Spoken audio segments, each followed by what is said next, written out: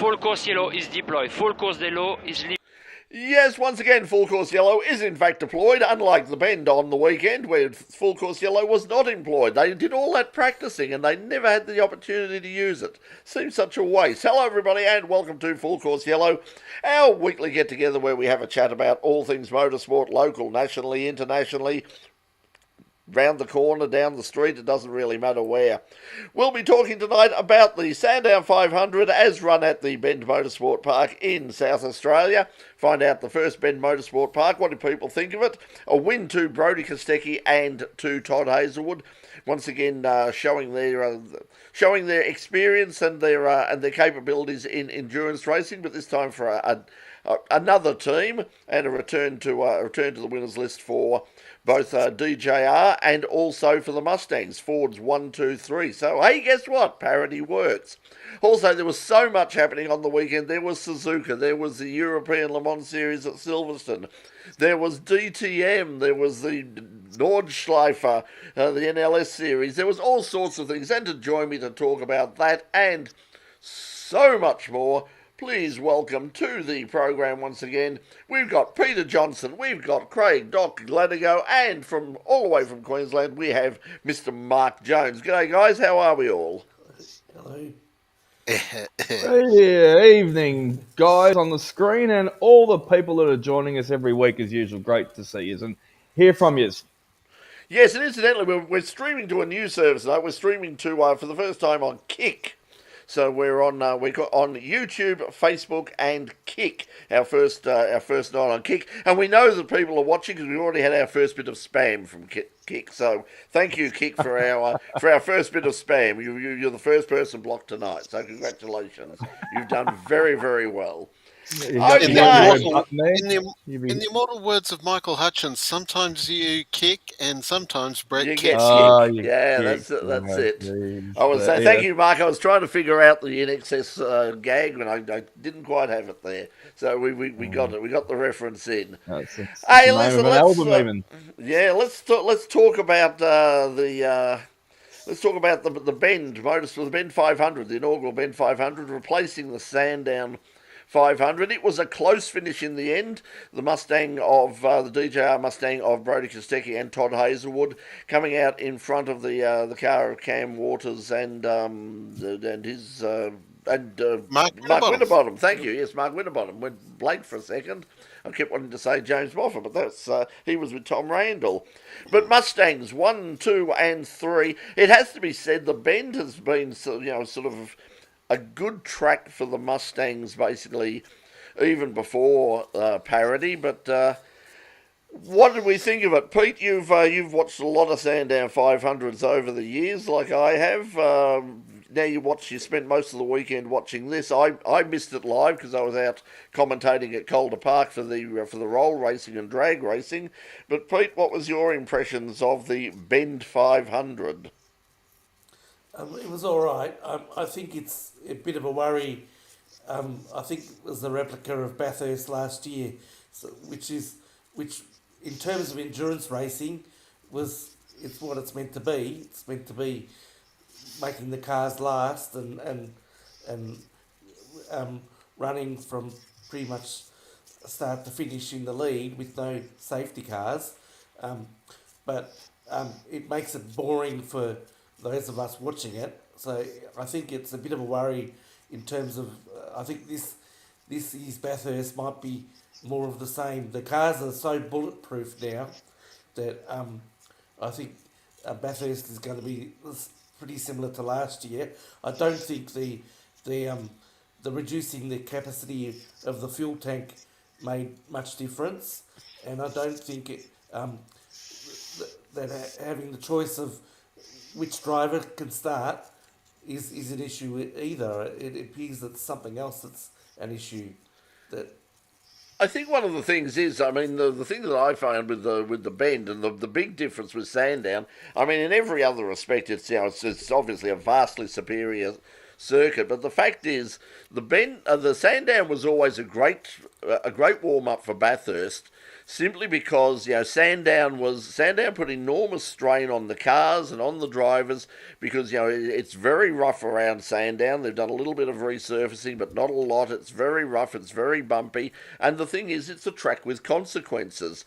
You can't make mistakes at Sandown. You make slight mistakes anywhere around that circuit, with the possible exception of turn one. You hit a wall, and it just depends on if you hit a wall slowly at turns 3 and 4, or you hit one very fast somewhere down, basically over the top at Dandenong Road or through that area.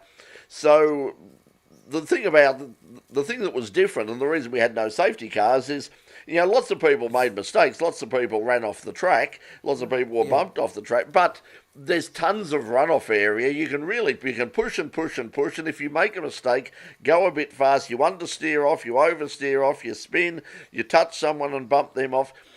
It doesn't really matter all that much, because you'd be very unlucky to hit anything. Yeah. And you can get lost trying to find your way back to the track. You can go so far off the track. It's like, well, where's the bit with the cars on it now? Yeah, well, some people were jumping up and down and saying that hey, let's why didn't they run it on the 7-kilometre circuit out there? And it's like someone went, my God, it was boring enough on the track that they ran it on, let alone on the bloody 7. I mean, that seems to be a bit of a self-indulgent waste, because quite frankly, absolutely nobody seems to want to race on that major circuit. It's just too long and too boring and whatever. But it's like the longest version of Eastern Creek. Yeah, that's it. I mean, it's no Nordschleifer. It's certainly no Bathurst. It is what it is. It's a great circuit, but Mark, what did you think of it? You obviously had a look at it as well. I enjoyed the race quite a bit, actually. I thought it was we had a bit of a dramatic end to the race with how close Waters was to Kostecki, but by the same token, going into that last stint, we saw ahead of time. We knew ahead of time that Kostecki was going to have a tyre advantage over Waters. So as long as Brody was able to get out on the track in front of Cam Waters, then the result was probably likely not to change after that. So it was fascinating to watch in a whole bunch of reasons, and to see some mysteries occurring amongst the field, like for example Brock Feeney disappearing downfield after some early issues during the race, and then also had some. And as you tend to get with enduros, you get a downfield car will get a great result, and probably the best example of that was Cooper Murray in the Stewart number 99. and Murray. Yeah, Joe Stewart. Yeah, in the number 99 Erebus Camaro. They did a fantastic job, I thought, and came home in about 6th, I think. Yeah, Job is obviously he's going to looks like he's going to be in the main game next year at Erebus, replacing Jack LeBrock. So he did well. Cam Hill, of course, did really, really well, particularly in qualifying to do so well. Nick Percat always does well in South Australia. That's what I was about to say. Nick performed with quite well, and the strategy helped him on top. So he was in the end, wasn't he? Second Camaro home behind Will Brown. Correct. Yeah, so it'd be interesting. The interesting thing is, almost as soon as they crossed the line, Ford were very quick to jump up and down and say, "Hey, this means that." I mean, Bathurst is a completely different track, completely different circumstances. We might have been sort of, it might be a 1, 2, 3, but I'm sure we won't be in any way, shape, or form dominant at Bathurst. And that's once again, it's one of the problems about the bend as the lead up, because it is so radically different to Bathurst. I mean, Sandown had those slow corners, the long pull up the hill. It's not a huge hill, but it's big enough up the back. There was enough sort of similarities in between the two circuits that it really was. You haven't asked what I thought, but on 2 points that you've made, especially Brett, was one that Sandown versus the Bend versus Bathurst. Yeah, I saw so many cars, whether it be free practice, what was it, 1, 2, 3, they had 5, I think, didn't they? They're qualifying and blah, blah, blah.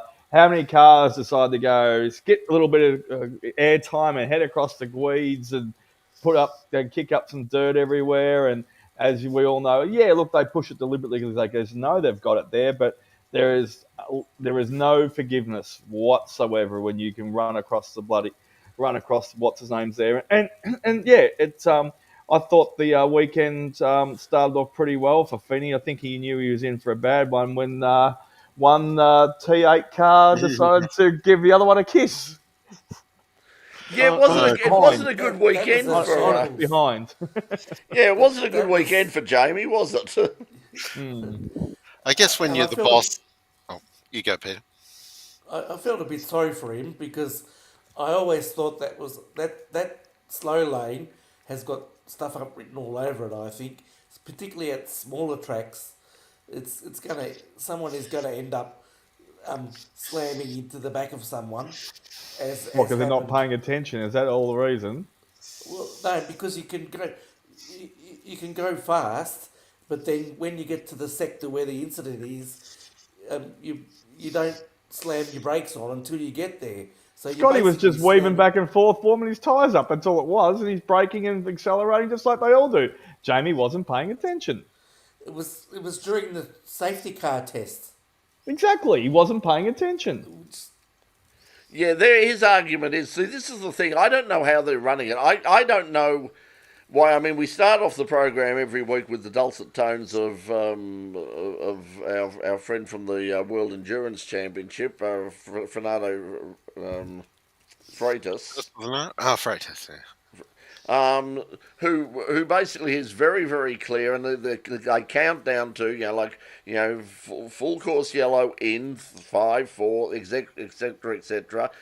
We will be coming out of the full course yellow in 30 seconds, 20, 10, 9, and then etc. So everybody's in constant contact with race control, and I don't know what instructions they're getting in terms of going into that full course yellow like around the whole track, because it seems to be that they're just sort of racing up to the point of the incident, and then they're sort of hitting the yellow flag, and suddenly having to stop there. So, and the idea was that the problem is, as was pointed out on I think Speed Cafe's podcast, because there were no full course yellows during the race, the first time that we see this in a race is probably going to be at Bathurst, with lots of blind corners and lots of elevation changes. It's got Could be stuff up fun. written all over it. Yeah. And I think if had- it was, sorry, if it was in response to the at Queensland Raceway getting the two pit stops, some teams getting the 2 pit stops done under yellow, 2 compulsory pit stops under yellow. I think all they need to do is close the pit lane for a period of time. Well, that's always been the argument that pretty much everybody has said. Why don't they just close the pit lane? For some reason, it's never worked. I mean, I remember going back sort of, even to the late 70s when they started having full course yellows and safety cars, when they appeared more or less for the first time.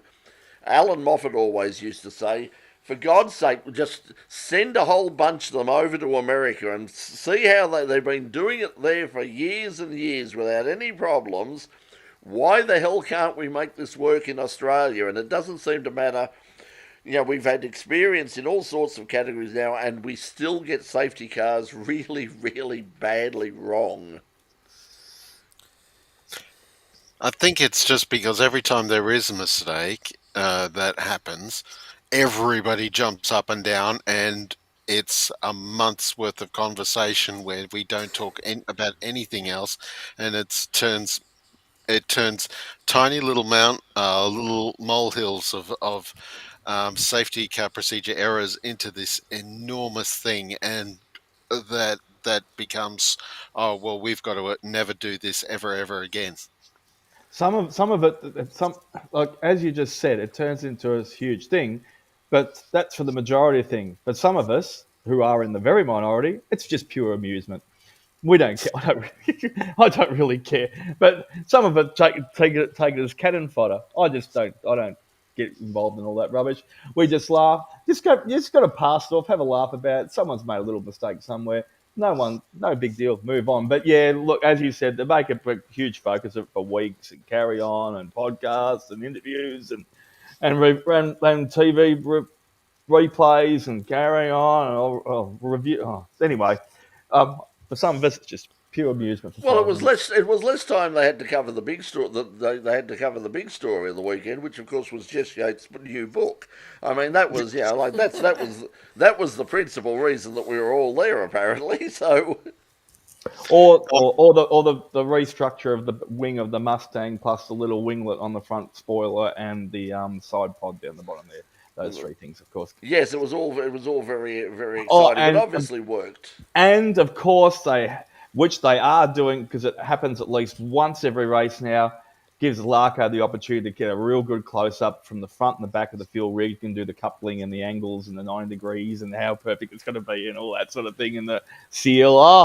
Couldn't be a race with a fuel coupling not going on properly. There's something very Freudian about Larko's particular obsession with refueling and the various couplings and uncouplings that go on there. And but churns. Churns. We won't go into that. No, hey, let's say hello to a few people before we start because we've got a few joining us again. G'day to Box once again. Good to catch up with you again, Box. Thanks for joining us again. Dave Howard is with us as well. So good evening to David and Rob Patton saying that be awesome to see Cam and Frosty win Bathurst. It'd be nice to see. It'd be great to see there, but you can say that for a lot of people in the field. I think that's Cam hasn't won yet. Frosty has, but I don't think Cam's won yet, has he? No. No, he's still short of it. He's had at least just 1 second place. Yeah, so just a sideshow Bob on this one. This is hilarious. Frosty has got a few media engagements around Melbourne the next couple of weeks, and one of them is an auto barn over there, I think Moorabbin Way, with Zach Merritt. That's got controversy written all over that. I was watching some football stuff tonight, which was Channel 7 based, and there are knives being thrown, daggers, knives used everywhere around Essendon at the hangar today and tonight and the last couple of days. It's just, seriously, it is one of those carnivals where they just stand back and spin the wheel and just throw knives at the moment. The problem is he's got a gig coming up. I mean, we're drifting off into footy way too early, but unfortunately, the thing was, he's got a gig coming up. He's got a night of celebrating the great captains of Essendon at some place. That too, yeah. So imagine you've got a room full of hardcore Essendon fans. It's like, ladies and gentlemen, here's Simon Madden, ladies and gentlemen, and now here's Zach. Boo! But they're gonna hate it. But like you just said, they had their secret coffee late last week too. So there was Jobe Watson, James Hird. Who are the other two? Danaher? No, it wasn't Danaher. They were all four recent ones, all four captains. Anyway, Zach Merritt, the whole five of them, four previous captains and Zach Merritt, all had their sneaky coffee over in South Yarra before the weekend, and then someone bloody got the phone and filmed them on the side. What are you reckon? You're trying to hide? It's like, because obviously, But anyway, that would be almost worth going to see because nobody's going. There's going to be a media scrum out there. It's going to have nothing to do with motorsport, motorsport at all. With Frosty, it'll be like that Grand Prix launch that I went to at Albert Park years ago, where they had Nathan Buckley as along with Mark Webber. There was all the media turned up. They all piled around Nathan Buckley. I wandered out and Mark was just standing there by himself, and he just turned around and he went, coffee? They keep asking me about this guy. I know. I'm sorry, no offence, but I'm a rugby. I Yeah. hate the stupid game. Yeah, exactly. Huh? That's what's Canberra. What do I that's know gonna about that shit? that's what's gonna happen at Frosty's. Frosty's gonna be there. He's gonna. Oh, any of us could just walk up and go, "Well, latte or capper, Frosty," Yeah. and we'll just sit back and just lean on the table over here and just watch the fanfare because, Oh, he's it'll be a media scrum. oh Let's get a few there. yeah, Jared Jared. saying probably too. This is what I thought too. Too close to Adelaide. Adelaide, we've got the Adelaide, the Bend 500, last week, and then we've only got to wait a couple of months, and then we get the grand final of the Adelaide 500, with the huge prices involved to go along to both of these events. I mean, how many people nowadays? Supercars are so expensive that it's the sort of thing that you sit there and go, well, this is a once a year thing. Now, what do I do? Do I want to drive out and do I want to drive all the way out to the Bend and watch it at the Bend and see that, or do I want to just go, like jump on a tram or jump on a bus and go into Adelaide, have all the benefits of being in the heart of inner city Adelaide, have not just the race the 500, but all of the side shows that go on around the 500, including this year demonstration runs from one of the Red Bull Formula One cars. It's going to be absolutely huge. It'll be the grand final. It'll be a big thing. So what are you going to do? Which one are you going to pick? I know which one I'm going to pick. I'm sorry, I'm not going to the Bend. Yeah. Unless you've got a caravan, which you can park across the road.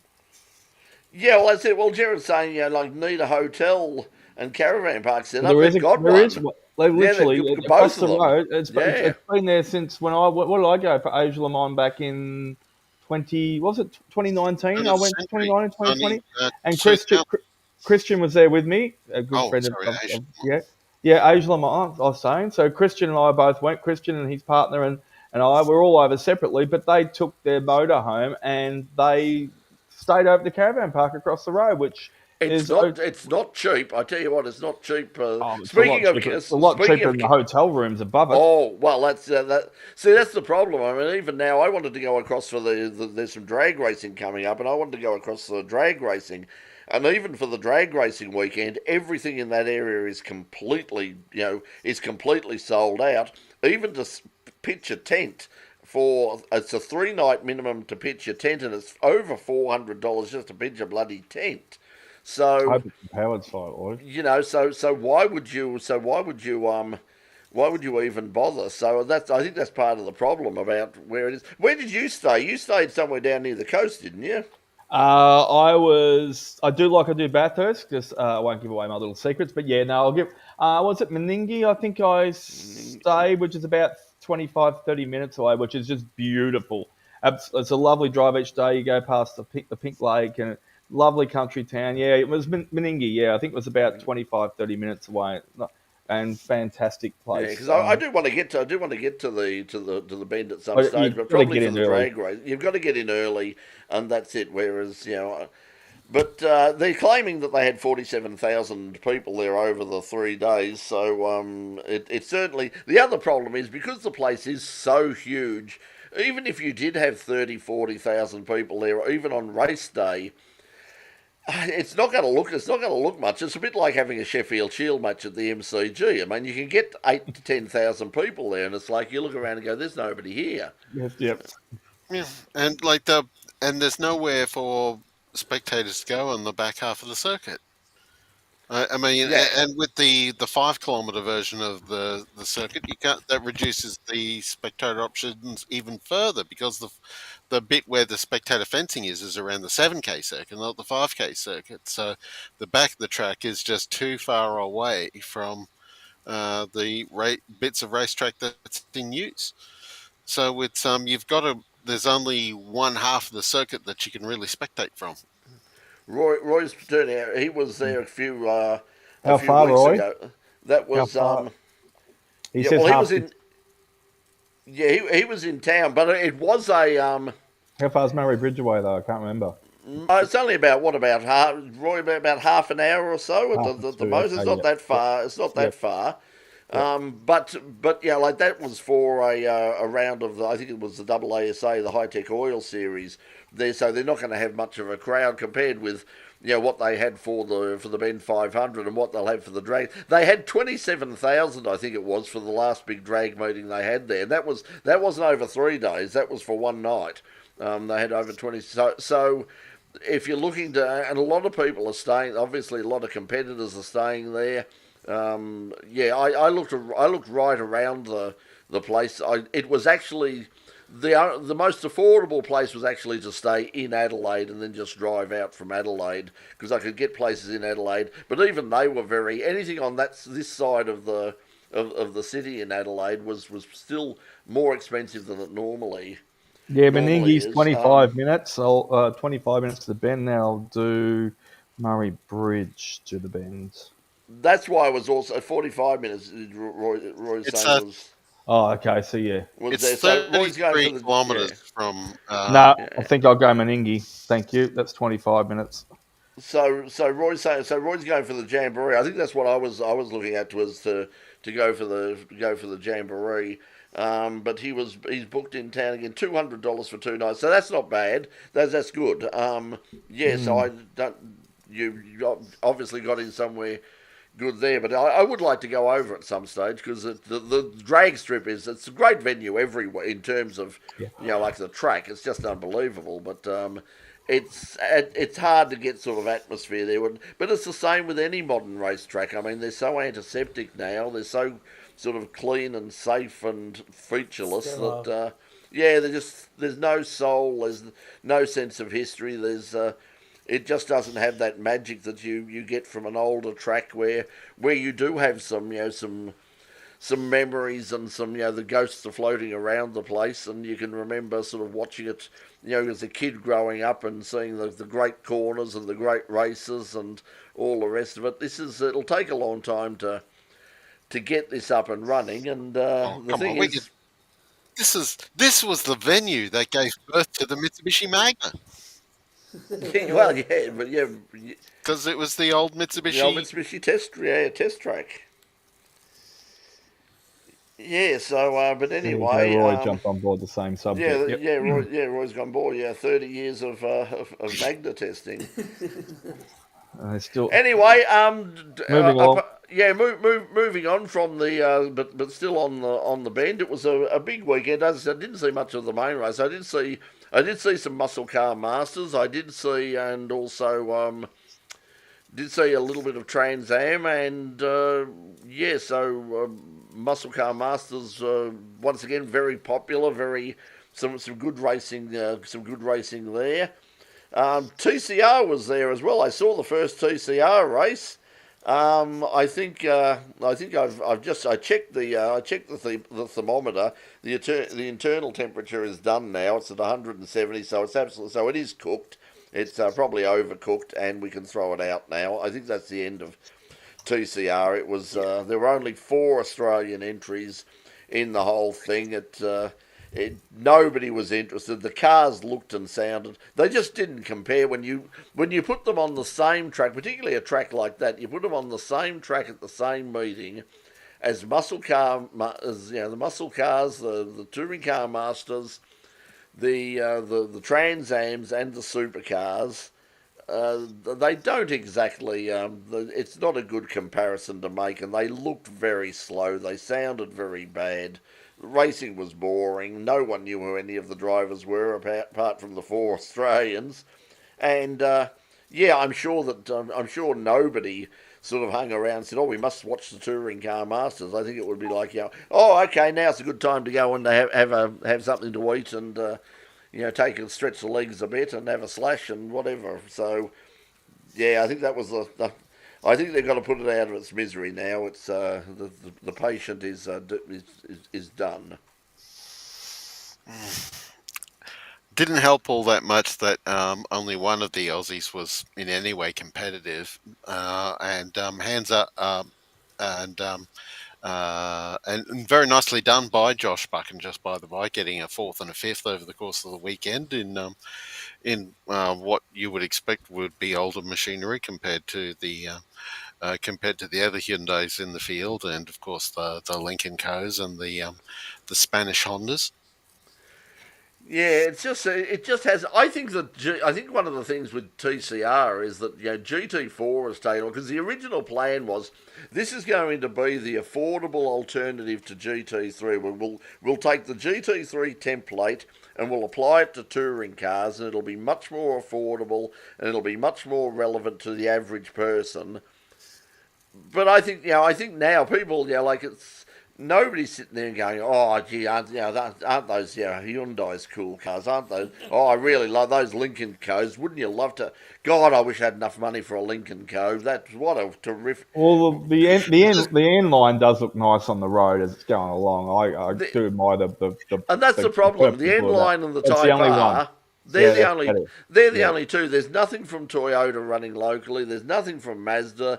There's nothing from Nissan. There's virtually nothing. Volkswagen aren't running anything anymore. There is the Audi that's still around. The interesting thing was the couple Cupras, a couple of Cupras, which are not a huge car in Australia still. So, No. I think it just hasn't.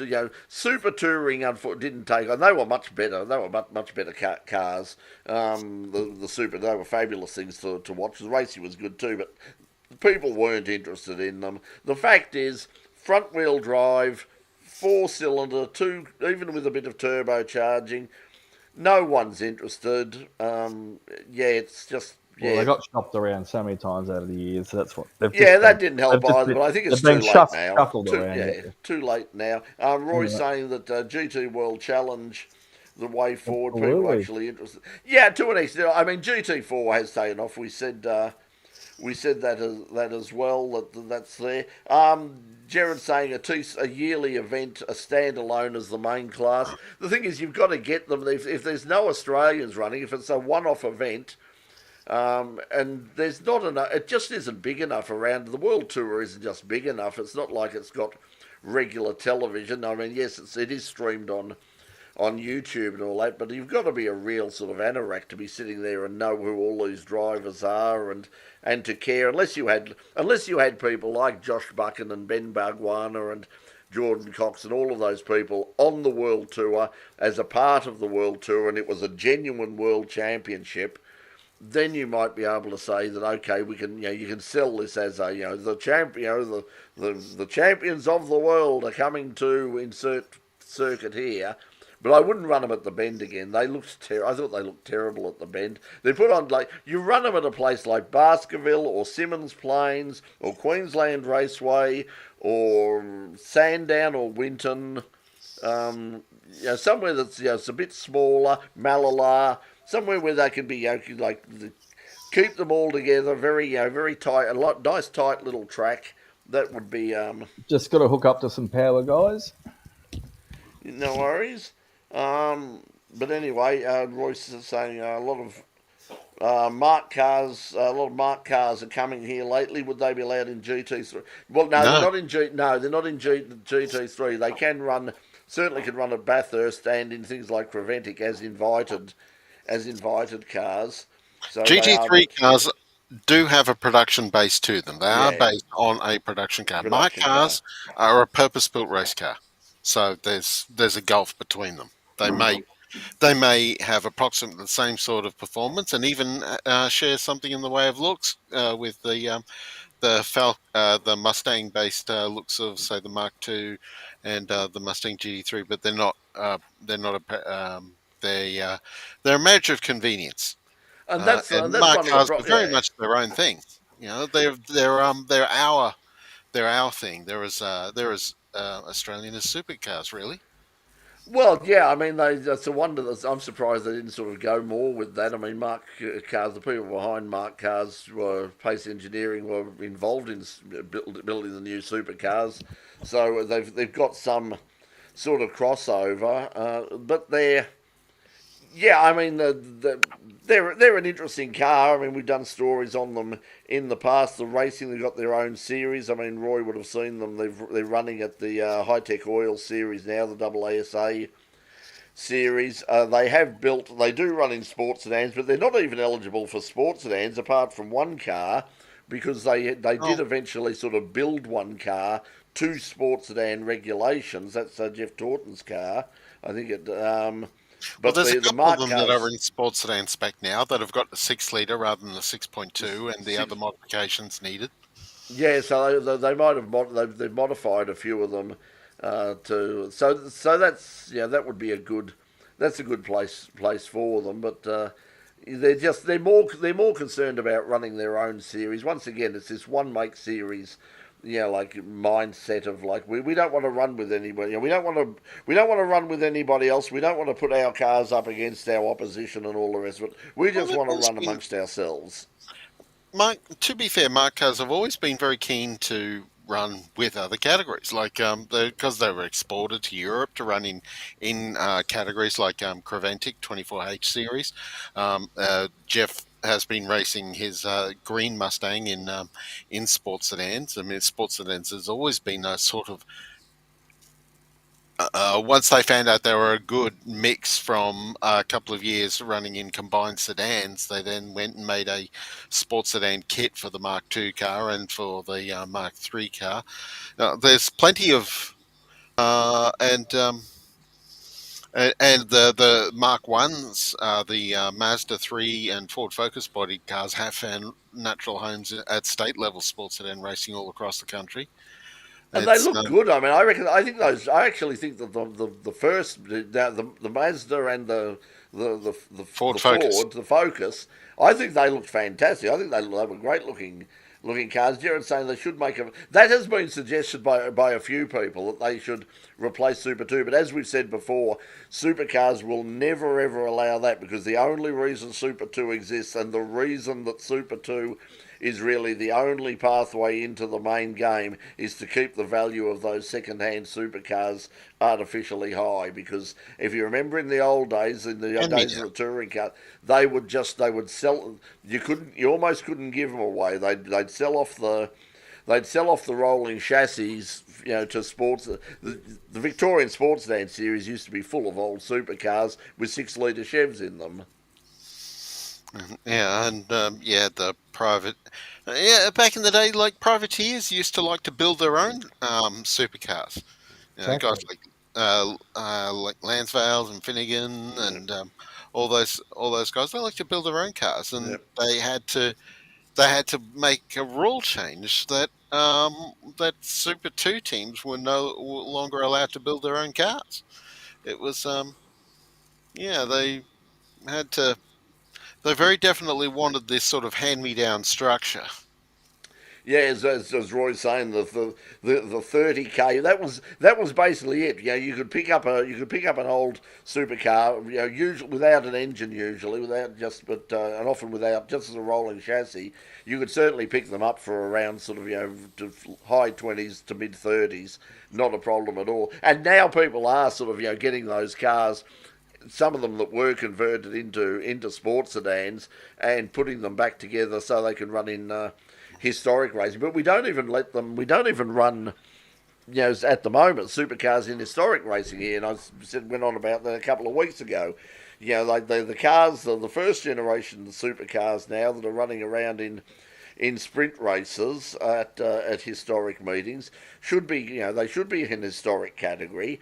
They should be recognised as historic categories, and we would have them on the track. They would put the value up, and we would see them racing there. But at the moment, they're just sort of running around in sort of glorified club sprints. Gerald's saying sell Gen 3 in Asia and US. Could find rich buy. They are selling a few of them. Certainly Zach Brown has got one. I think a couple of people again. It wouldn't surprise me at all if some of the NASCAR teams start looking and saying, hey, if one comes up on the market, wouldn't mind having a look at this. There might be something that we can pick up somewhere that we might be able to flick into our road racing specifications there. But anyway, apart from that, unfortunately, the only other news from the Bend was rather sad. An Aussie race car competitor passed away, not as a result of anything on track. It was an incident after the race, so that was very sad. So the Aussie race cars didn't race one of their races on Saturday. It was Shane. I don't know if the name's gone. Shane Man. Shane Mann. Thank you. Thanks, Pete. Shane Mann, so I didn't know, but everybody's obviously thinking He of was him. good friends with Jeff Waters, who we had on the show there a while back. Oh, okay, yeah. So Jeff paid tribute to him because Jeff. I saw a post from Jeff, who I am still friends with on Facebook. Well, always will be. Jeff and I keep in contact and like each other's stuff once in a while. And Jeff just said, "Who the hell am I going to run into now?" So yeah. So that's obviously very sad. Once again, it's a thing for like people of a certain age. And hello, I'm of a certain age. He was younger than me. I mean, he was only like in his early 50s, I think. Yeah, only 50. Yeah, so even 50. Yeah. Yeah, so I mean, it wasn't as if he was old or anything like that, and we don't know exactly. We don't know the details of what happened. I mean, you can make assumptions, but either way, it was obviously something very sudden, and despite all the best intentions, Shane unfortunately couldn't be revived. So our thoughts and our condolences to all of his friends and family and everybody in the Aussie race cars community. It's a very tight-knit community, and they'll be obviously very disappointed and very sad about that as well. Just pointing out, speaking of tight-knit communities, Elliott's sort of saying that 4 weeks till entries closed for the Baskerville. 143 entries so far, and there's a good turnout of groups O and P, Q and R open wheelers there, and they will be sensational on that track. They will. I remember saying to John Bow last year, I mean, we'd love to see a full field of Formula Pacific cars running around this place, 20 cars or something. So we don't have quite that many, but they'll look great because it's a track that is absolutely built for them. So that's coming up in November, and if you can get down there, unfortunately won't be able to make it not able to make it this year, although sort of I have been looking because it's such a fun meeting. It is a bit like it's a bit like sort of Bathurst 12 hour and all the rest of it. It is one of those meetings you go to and just have so much fun, and great little track. So if you're down there and got any chance of heading over to Hobart, and it's very close. I mean, it's close enough that you could, even from Melbourne, you could fly in the morning, grab a taxi up there. It only takes a bit over half an hour to get from the airport to the track. You could stay there and then fly out late at night, which is what we used to do, sort of last flight out Sunday. And you could quite easily do that if you wanted to, and might even still think of doing that myself again, because it is a great meeting, fabulous meeting. Okay, so let's move on to some other things. Suzuka 1000, Doc, you saw it. I saw bits of it towards the end. Team WRT, BMW dominated, fabulous performance. Mr. Van der Linde showing his skills again, and they've now moved. WRT have now moved into the lead. I've just realised I went all the trouble of writing a ticker, and I haven't brought it up. So there's some of those stuff is down there as well. So what did you think of it, Doc? You saw the whole of the race over a couple of I did watch a bit of qualifying, a bit of practice. And most of the race, I can probably say at least 90% of it, a lot of fun. The weather, just that variable, is always excellent in throwing a few curveballs at everybody. Some unforgiving corners. A strange highlight that I forget David's surname, but David's one of the GT3 commentators throughout the world for all these long endurance events, and the Japanese have these little yellow tractors that run around and are able to escort the vehicles when they're in distress somewhere around the track in a very efficient and funny manner, and they're greatly admired by everyone. But I don't think the Japanese are willing to part with them, because they said they need these around the world, everywhere, at every circuit and every race. But Anyway, they do.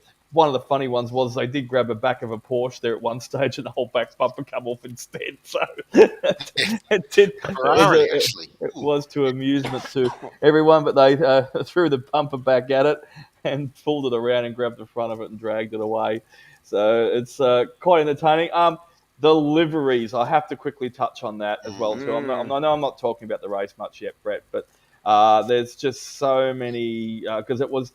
I think it's been since 2017 they haven't had Suzuka 1000, and it's going to be Steph Rattel was there, and he said no, it's back on, and it's going to be there year in year out. We are so proud. And he said I've been pushing for it for a while, and we just wanted to get it right when we finally launched it again, and now it's fantastic. And that is probably testament to the I think the 30 as they kept saying 33 drivers.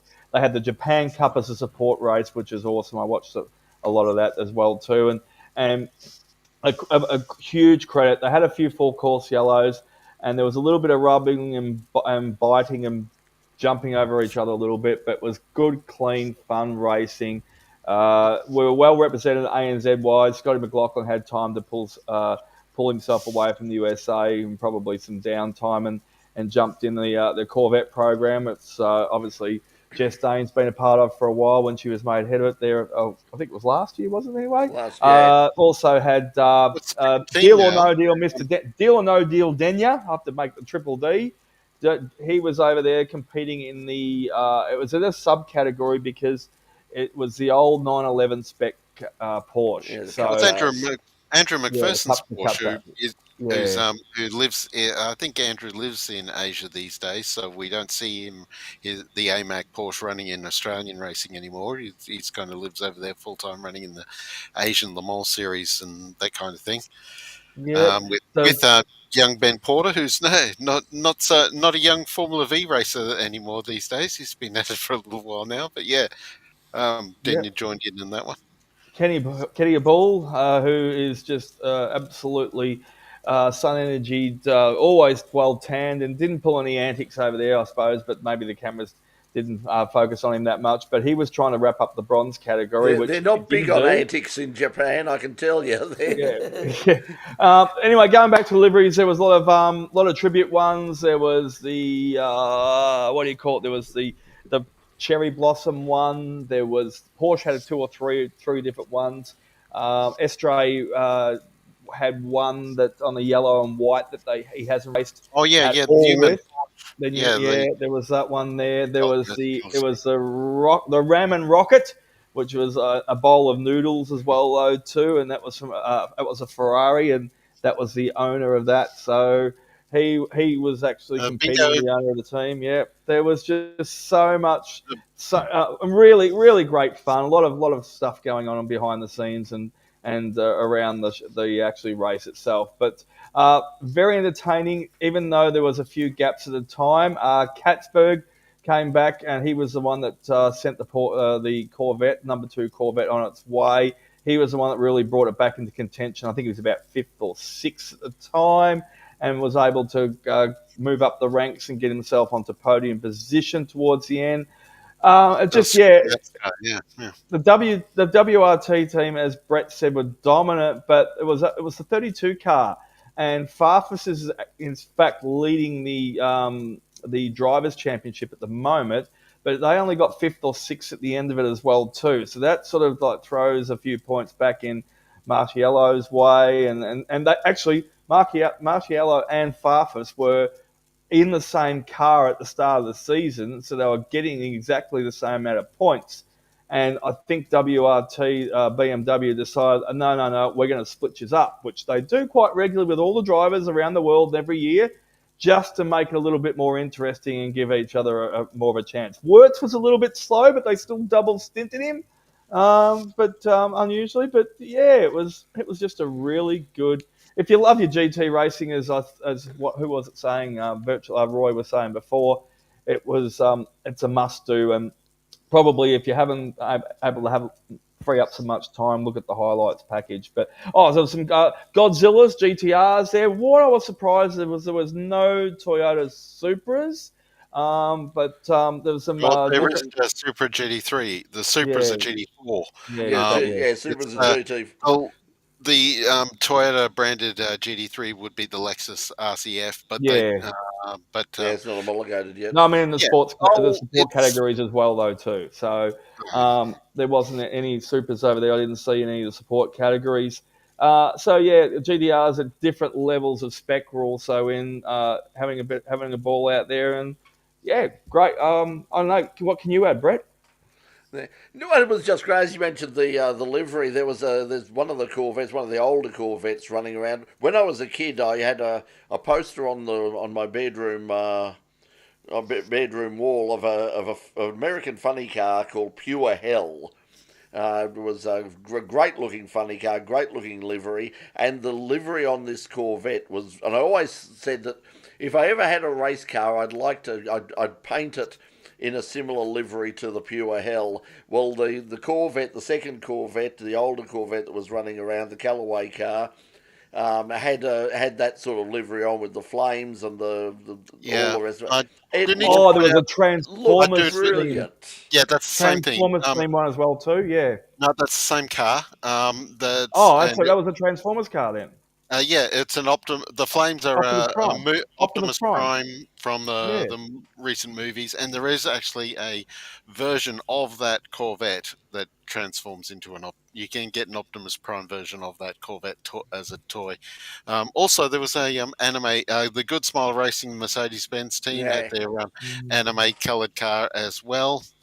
So that's a regular in Japanese GT racing. Quick But shout yeah, out, Maxi Gotts. Damn good race. He got it up to 7th. Unfortunately, Iota just dropped at the 10th at the end, but I'm a huge fan. I always chat with Maxi when he's over here. Hope he's over here with one of the Mercedes squads, maybe the Bamboo or something like he was with on the I weekend. really hope when you had a look at the quality and the size of that field, you sort of looked at it and went, "Yeah, oh, what if only they could get this to Bathurst?"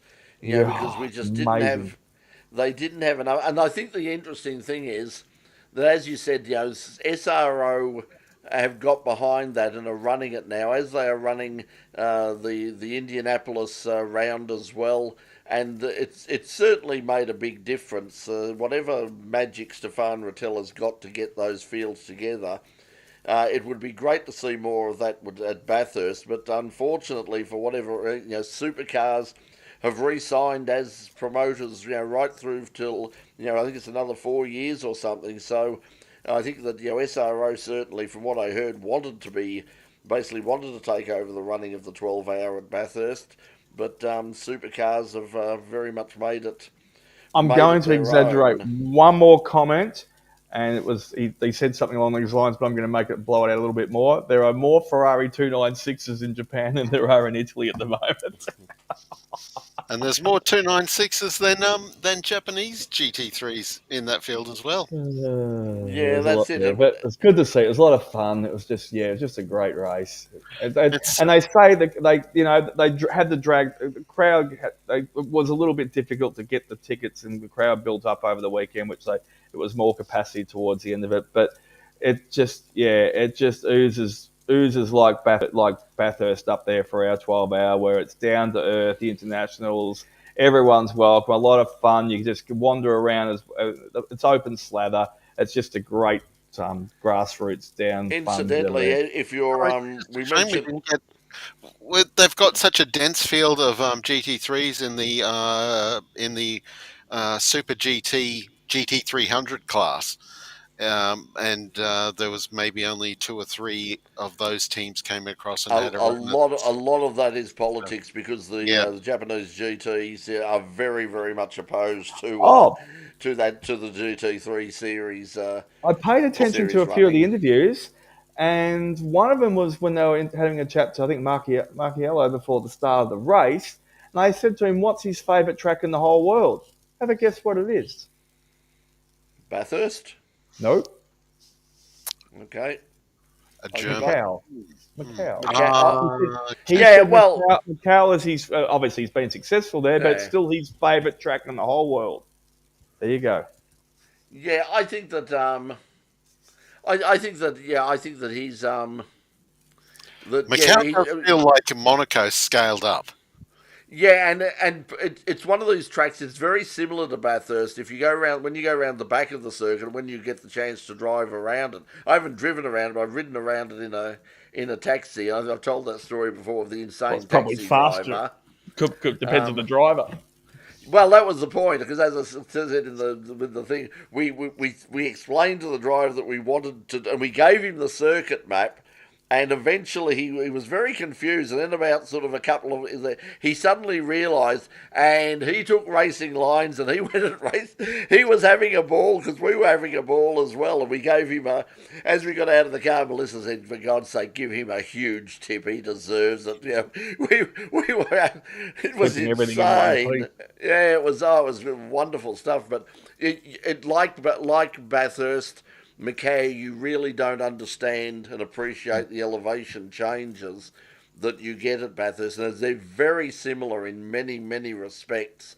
It's like Bathurst with a huge city around it, rather than all the bushland and the kangaroos. It's instead of that, it's all sort of restaurants and casinos. But it's a great. Once again, it's a fabulous event that's coming up towards the end. That's coming up very Getting soon quickly as well back in to November. Suzuka, So get I there if you think can.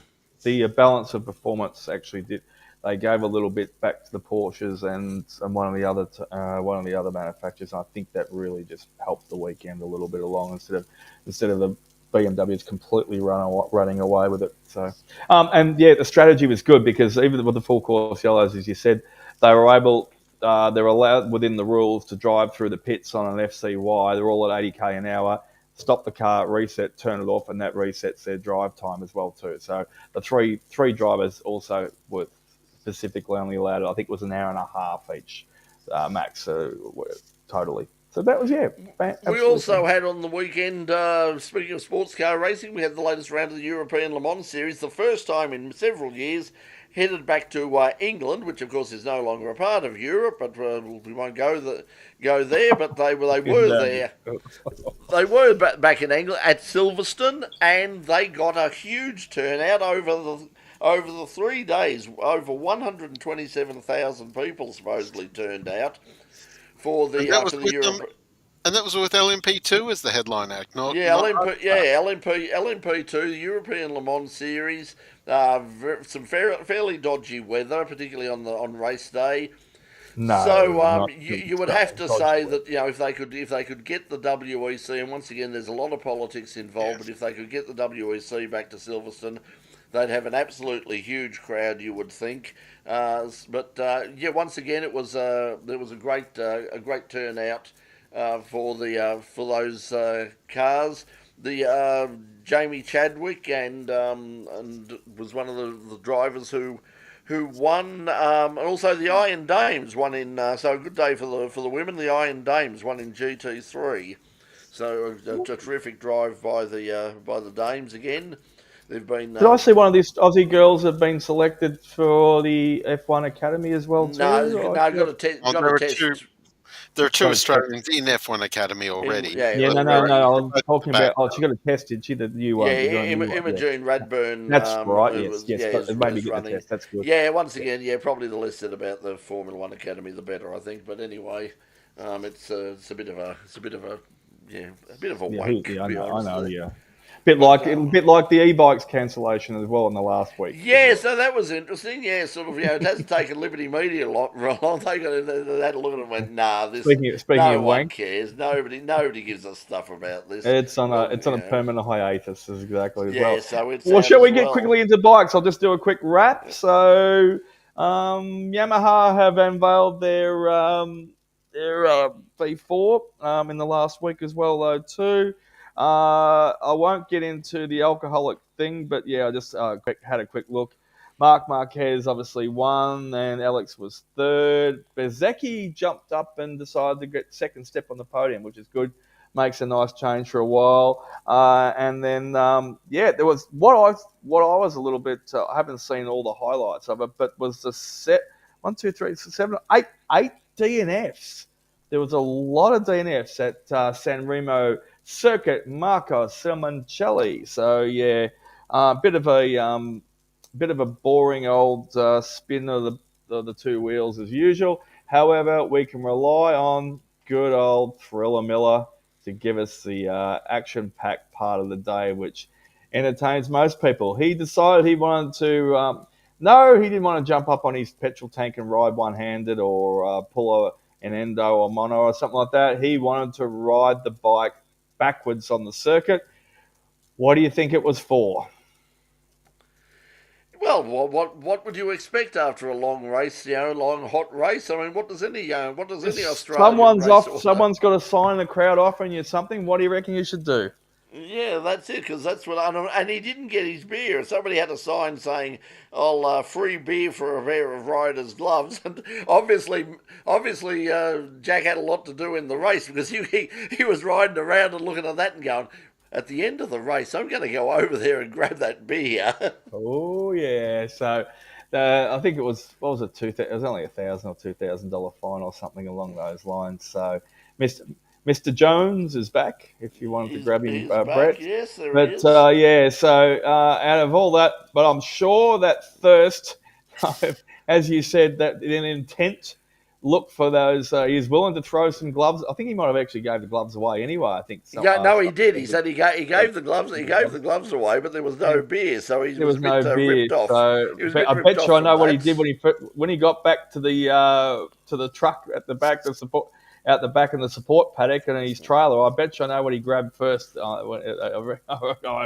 wasn't a Red Bull. It would have been something alcoholic. As you say with the new Yamaha, Jack's got his opportunity to test the new bike. Now the initial feedback from the riders who have been have ridden it has sort of said, we're not filled with confidence. It might not be the great leap forward we were hoping for. It's not the Ducati development, but it is. It's early in the day, so let's see how that goes. But Jack has been signed now. His future for next year in MotoGP is well and truly assured. I think we said did we say last week that they're going to launch the series? The series launch is going to be of all places in Singapore next year. So that's interesting. Just going to backpedal one more second. I saw a photograph, and it has to be. I don't know anyone who could rival this because a video would not do this justice either as well, though, too. Saw a photo today. I think it was Pedro Acosta and the chain snapping on the back of the bike. And just you had a problem with that? Yeah. Yeah. Spectacular photograph. Look up, jump on your social media or your Safari or your Google or whatever it is. Put in Acosta. Put in chain, I imagine you'll get that shot. That was just an absolute brilliant moment for that photographer. Just happened to, even if he snapped 50 in within about 20 seconds, as they do sometimes, and delete about. Yeah, well, that's the thing you can do now. It's a lot easier than the old days because you can basically just get in a corner and as they're coming through, go click click click click click click click. Yeah, just hold the button down. Hold the button down and let them go. It's like, no, not that one, not that one. Oh, hang on, look at that. Yeah. Yeah, just delete 49 and keep one, and he would. Yeah, it was. He just happened to still have. At least he had the finger on the button at the right time, and it's a great rear shot of the chain just snapping and just carbon fiber flinging everywhere. There you go. Yikes. Okay, well we're over the hour already, so a quick wrap up. Pete, have you got anything to say? We're back. We're back with the Grand Prix. When is it? This week or next week? This weekend. This weekend. Azerbaijan. Yep. Did you stamp Franz's license, Pete? I'm serious. Speaking Franz of Women. Yeah. Oh, yeah. Well, yes, he's got his license. So Pete was doing his testing, wasn't he? Pete was his trainer. There we go. Yeah. So Baku Formula One on Sunday night. So that's happening. So thanks, Box, for that. So the Formula One is back. We're on a bit of a break locally. I think this weekend we've got some local races. I think we got Calder Park. I think we've got circuit racing, including the super karts. I think the AASA Victorian Motor Racing Championship might be. If Roy's still with us, he would probably know. I was supposed to be somewhere else on the weekend, but I might be able to actually even get there for one of those days, but certainly out at Calder on the weekend. Another great turnout for the roll racing and drag racing at Calder Park. Fabulous crowd, fabulous turnout, and October the 10th, we're going back to Friday night racing.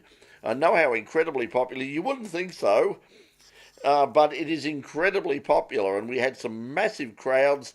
But so it's October 10 is scheduled to be the first, the return of Friday Fun Day, Friday Night Fun Day at Calder Park. Starts off, gates open at 5, racing through until 11 o'clock at night. And as I said, big crowds turn out for that, big crowds. And we had a legend. We had a Australian drag racing legend turned up at very unexpected.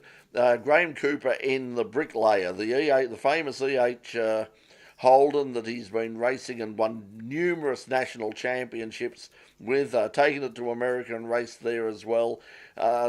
Just suddenly rolled up on the morning, entered on the day, and just rolled up and ran a few passes, no prep passes down the Calder Park quarter mile. It was just fabulous to see that car again. So for those people who say, "Oh, it's only for street cars, you can't take competition cars there," yes, you can. You're not going to run a top fuel dragster there, that's for sure. But if it runs sort of around the 8-second mark, something like that, you're more than welcome to turn up and have a go. So that's coming up very very soon as well.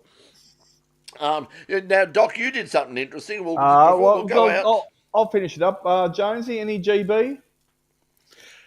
Oh well, Goodwood was on over the Goodwood Revival was on over the course of the weekend. We had some spectacular wet dry and dry wet racing over the course of the weekend, so I watched plenty of that. I'm currently, unfortunately, being dragged through the COVID lurgy at the moment, so I've had to do more sleeping than I normally would. So I'm well behind on my motorsport watching as of this weekend. I only saw supercars and TCRs from the Bend, and I haven't seen ELMS. I've only seen a couple of the I've Nürburgring. I forgot the Nürburgring was on with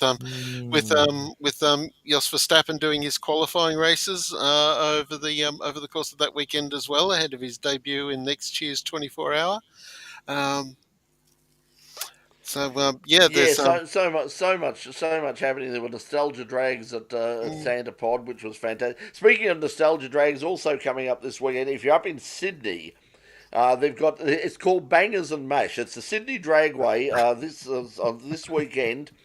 Nostalgia drags, historic drag race.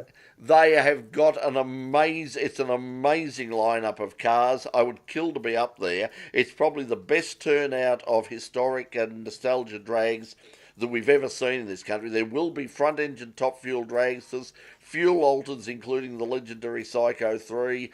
We've got nostalgia funny cars. We've got we've got a contingent of gases, of vintage gases from the 1960s and late 1950s coming over from New Zealand. I think there's 12 cars or something coming over this. So this is going to be massive at Sydney Motorsport Park, or Sydney Dragway, which is next to Sydney Motorsport Park on the 20th. Like I said, I really wanted to go up there. I looked at all sorts of ways. It's just not affordable, but yeah, it's going to be a fabulous meeting. So I don't think, unfortunately, there's a live stream. If there is, keep a look on our Facebook page, and we'll put up some links to it if it's happening. But it's going to be absolutely mind-blowing, the sort of cars you're going to see there. So yeah, get out and see that. And, Mad Cow Mark is saying that he thinks it is live on YouTube. I hope you're right, Mark. I did say to them online, I said, is there live stream? I hadn't heard back from them yet, but yeah, I hope if you're right, I know what I'm doing. I know what I'm doing on the weekend, and I'm sure Mark will be right as well. MCM? Cool. Yeah, because there's some just to see. I would go up there just to see a pass from the Psycho, the Cowan and John's Psycho altereds and the fuel alters. It's a reimagining of it. It's a rebuild of the original, but very spectacular. And there's a new fuel altered up there as well. If you haven't seen fuel altereds run, they're just insane. I mean, you'd have to be crazy to drive one of those things. But yeah, that's coming up. Two little bits of GB here just to finish it off. It's the home of horsepower, Sandown, but it's for the Grey Nomads this weekend. So the Oh camping, yeah, the the camping and caravan show. Caravan and camping show is at Sandown this weekend. That Brett and I have been before. It's absolutely huge. Don't know if I'll be making it myself, but that's going to be great. So if you go to Sandown this weekend. Speaking of which, if you might say, well, I'm not interested in caravan and camping, and I'm not. If you're interested in the potential, if you're interested in what, and our mate Chris from Geelong Revival, I don't know if if you're watching or if you keep up with this, and I might send you a message. If you haven't been, get there and have a look at what they do, how they set it up, and just the potential of that venue. And then imagine that being applied to your revival meeting in February next year. Correct. We've spoken this. Yeah, we've said this many times. Just go and have a look at what they've done there and how they've set it up. It is absolutely... And the crowd... You talk about crowds, there'll be 47,000 at the Bend. Trust me, they will get 47,000 plus per day. Over. It is packed. And, have a look at that over the weekend. And the last one is I was with Human Giving Royalty Philanthropy on the weekend. I had a late call up last week and honoured, humbled, you name it. Couldn't say no to it. Add it to my bucket list of grounds I've run on because it's the next best turf than the MCG. I just want to get the Whitten Oval on my belt because I've done Arden Street, but I had a quick trot over Punt Road Oval, right next to him. By the way, they've pulled down the Jack Dyer stand, but they've promised that they're rebuilding it with the bricks again. Got a big rig redevelopment happening at Punt Road for Richmond.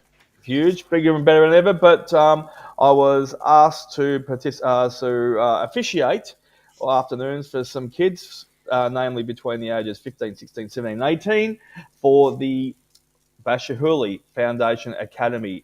And that's where they draw kids from all over Melbourne and sometimes interstate. And these are the wonderful young fellas that jump onto the under 18s competition on the third tier of the AFL. And I could not absolutely give the kids and the people that are part of this foundation and the academy enough praise and accolades. They conducted themselves magnificently all weekend. Basher was good enough. Brett, you can probably bring the graphic up if you wanted to. And Basher was good enough to do a selfie with me with the other umpire I was out there on the turf for. Those under 18s know how to run us into the ground and make us feel it's about 75, not because they're very quick. But yeah, thank you very much. And can I just say those kids are some of the most respected, well-behaved, most mannered teenagers I've ever umpired out in the ground. That foundation, Richmond Football Club, a whole lot do a wonderful thing. And I think a few other clubs, if they don't already do something, could take a leaf out of their book and give someone like a Basher the lead and go for it. I think that's worth pointing out. I said when you mentioned it before the show, I think it was worth pointing out because we try to get sort of young people involved in motorsport, and we are doing it. We've mentioned the Pakenham Car Club before and what they do. They do a fabulous job out there. But Bashahuli working with not just kids, but kids from refugee families from all over. From all over the world, who are newcomers to the country, totally newcomers to the sport of Australian football, and he's just done an extraordinary job. And everybody that I've heard from, talking about Basher has just said, what an absolute top bloke he is, and what an amazing job he's done. So I think that was worth pointing out because Doc was obviously so impressed with them. I thought, no, that's something we should point out and say congratulations to Basher and all the people who life skills, morals. The guy oozes in it, and it really rubs off on the next every generation that he's doing work with. Yeah, top bloke, and we'll just say, speaking of it, so Jonesy, we're coming up. Pete and I are coming up against your mob on on the weekend for the right to play Geelong in the no. Well, actually, I don't know who's going to play We are Hawthorn the and Geelong. pride of Brisbane Town. Apparently, you aren't. I think. I don't know about you, Pete, but I'm thinking that everybody on Saturday night who follows Collingwood was sitting there saying, "Come on, Gold Coast! Come on, Gold Coast!" Because I don't think I we wanted. was. Yeah, I don't think we wanted to. Oi. Oh, Are you saying the Pies aren't keen for revenge after last year's grand final humiliation? Well, we weren't humiliated by them last year. That was Sydney. So well, Sorry. I'm just going to add. Obviously, I'm obviously wearing the boots from different guises, whether it be the fluorescent maggot roll or all my license under 10s. I think the Bris Vegas guys have got a 1% chance of getting Chalky Neal back, and they do need him. Anyway. well, we'll see. We'll know next week. Next week, our the big grand final edition of. I don't know whether we'll even have it. It depends on what we do because we're not here to talk about football, even though we have. But By the way, I getting, wasn't putting Brizzy down. I was just saying there's a 1% chance he'll be playing. I am. I'm putting them down. They're scum. They're just loathsome, spotted.